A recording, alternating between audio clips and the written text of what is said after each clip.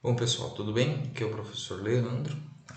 E a gente vai continuar a nossa aula de termodinâmica metalúrgica 2, a nossa última parte, né, que é a físico-química da desoxidação do aço, cada vez mais próximo de finalizar a disciplina. E a gente vai para a aula 7 de outros desoxidantes. Então a gente tem o que? Na aula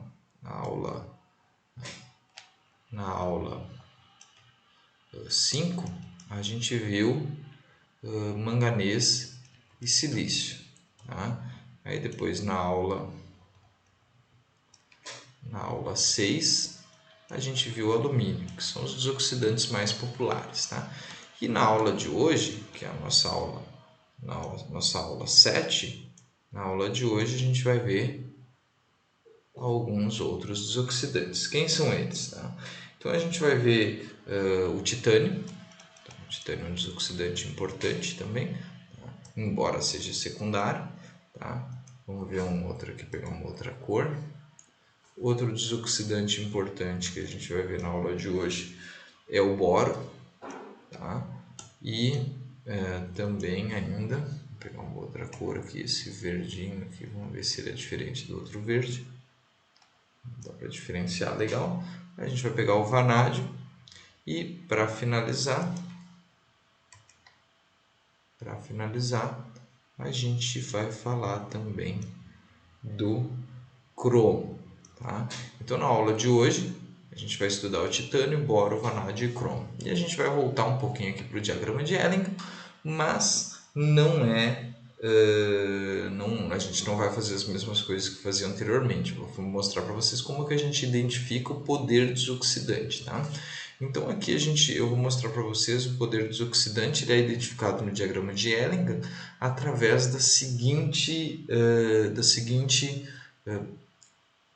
estratégia. Tá? Quanto mais para baixo a gente for no diagrama, maior é o poder desoxidante. Então vamos identificar todos esses caras aqui, eu vou usar as cores deles para mostrar e achurar eles aqui, para fazer sublinhar, destacar eles de alguma forma, para mostrar para vocês em ordem de poder de desoxidação. Então se a gente vir aqui de baixo até em cima, o primeiro cara que a gente vai encontrar é o alumínio. Então vamos pegar o vermelhinho do alumínio aqui, ó.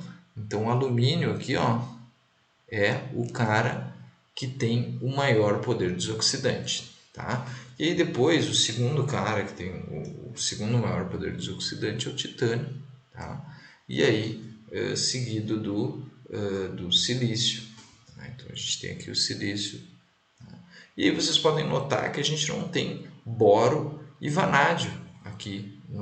Todos esses diagramas de Elling aqui a gente não acha o boro e o vanádio. Tá?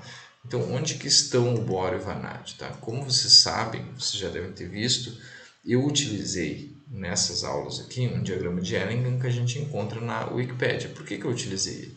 Porque ele é um diagrama com uma figura mais limpa, uma figura mais detalhada, tá? Produzida com mais qualidade do que as figuras que a gente tem disponível na apostila. Lá no diagrama dos sulfetos, dos cloretos, vocês viram uns diagramas bem pobres ali, bem ruins de definição, assim, embora sejam ricos de informação, mas pobres de qualidade. Tá? E aí eu acabei optando por usar esse aqui, mas esse aqui, como ele não tem tanta informação, ele não tem os elementos mais secundários, que é o boro, por exemplo, o boro e o vanádio. E eu vou falar para vocês onde que eles estão. Eles estão aqui entre o manganês e o silício. Então, aqui, em algum lugar por aqui, a gente vai ter o boro, tá? E também, em algum lugar por aqui, deixa eu trocar a cor aqui, a reta do vanádio, tá? E aí, claro, vai ser uma reta, né? Mas eu não sei qual que é o formato da reta. Aqui não dá para dizer, eu sei que a reta fica entre o silício e o oxigênio, silício e o manganês, tá? E aí, depois a gente vai ter também o manganês, tá? E por último, mas não menos importante, a gente tem o cromo. Tá? Então, o poder de desoxidação ele cresce da parte de baixo do diagrama de Elling. Vamos fazer isso com outra cor aqui. Tá? Então, ele cresce da parte de baixo do diagrama de Elling para a parte de cima. Tá? Então, esse é o poder de desoxidação. Tá? O que vocês têm que entender, por exemplo, uma coisa importante também que vale a pena ser mencionada aqui, que normalmente a gente utiliza mais de um desoxidante. E isso vai mudar completamente o equilíbrio. Então, mais de um desoxidante, isso muda completamente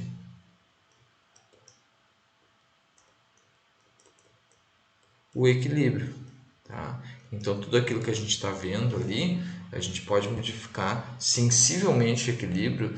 A gente estudou ali a influência do manganês, por exemplo, tá? Do manganês na quantidade de oxigênio dissolvido no aço, tá? Se a gente adiciona titânio, ou adiciona vanádio, ou adiciona mesmo cromo junto do manganês, o que vai acontecer? Vai mudar completamente o equilíbrio e a gente consegue ter inclusive um poder maior de desoxidação, tá? Então esses elementos eles são também adicionados em função do que a gente quer obter de propriedade final do nosso aço, tá? E aí a gente consegue mudar completamente o equilíbrio com a adição de um ou mais desoxidantes, tá? E aí vocês conseguem ler ali o poder de desoxidação, tá? Então cada um desses elementos vai se comportar de uma maneira. A gente já estudou um pouquinho como o manganês, por exemplo, ele dissolve no aço, vai formar os nossos precipitados, o óxido de manganês, né? Eventualmente vai formar precipitados de sulfeto de manganês também, tá? O silício, por exemplo, tem uma baixa solubilidade, o alumínio também baixa solubilidade, forma precipitados de alumina que não são desejáveis dentro do aço, tá? Então, o titânio, o vanádio, o cromo e o boro, eles têm outras propriedades específicas e cada um vai ter uma função dentro do aço e o restante do vanádio, o restante do cromo que sobrar dentro do aço vai contribuir de uma maneira para o nosso metal, tá bom? Então essa é a parte importante do que vocês tinham que saber hoje. Eu vou encerrar falando a gente ainda tem um último desoxidante também importante, que ele está sempre presente no aço, que é o carbono, que acaba desoxidando através da seguinte reação. Tá? E aí esse cara aqui gasoso, se ele tiver como sair, ele escapa, senão ele forma uma bolha. Tá? Então, se ele tiver como sair, ele escapa pelo aço, né? Porque ele é um gás, ele vai boiar, né? Vai tender a boiar e formar uma bolha e sair do aço. Entretanto, se ele não tiver como, ele vai ficar presente, formando uma bolha no aço. Tá? Então, ele também forma...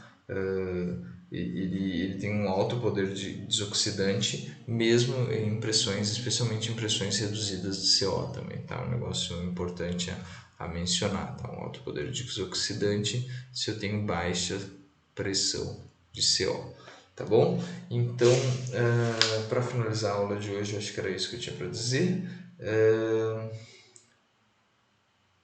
E eu acho que é isso mesmo que eu tenho para dizer.